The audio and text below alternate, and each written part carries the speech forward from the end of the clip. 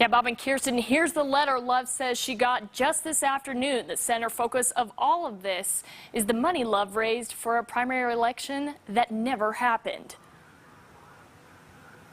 They weren't expecting the FEC to actually contact us, and I think that that's the biggest issue for them. Representative Mia Love released a letter Thursday she received from an attorney with the Federal Election Commission, stating her campaign committee, called Friends of Mia Love, is not required to take any corrective action regarding the primary election contributions at issue. And they've sent a letter stating that we've done what we needed to do and that no further action needs to be taken by our campaign. That's not from me.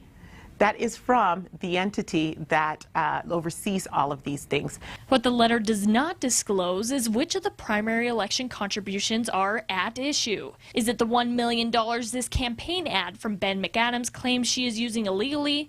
Or is it referencing funds transferred after the state convention on April 21st, 2018 from Love's primary election to her general election committee? Which, according to this campaign guide for congressional candidates and committees, funds that went unused in the primary election may be transferred without limit to a candidate's general election campaign. So there are things that you don't know. It's not contained in that email. But transferring funds is not the question for Ben McAdams' communications director. It's why was Love raising funds for a primary election that wasn't going to be held? I think what the FEC was asking for an explanation for was why, as of March 15th, which is the filing deadline to run for office in Utah, when no one had filed against Mia Love, when she knew that she was not going to have an opponent, why did she continue to raise funds for a primary election that was never going to be held? The letter states the Friends of Mia Love could retain the primary election contributions it received prior to April 21st, 2018, the date Ms. Love became the nominee at the party convention. The FEC email was referencing a very narrow and specific part of the campaign finance law.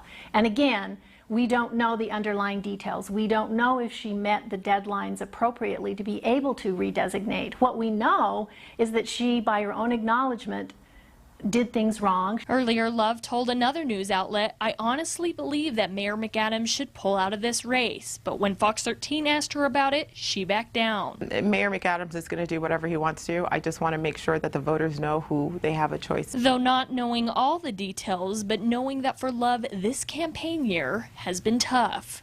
It's been rough on my family. It's been rough on the voters because we like talking about policy. Now, we spoke to the FEC tonight, and they tell us it usually takes up to 15 months to come to a conclusion on these types of reports.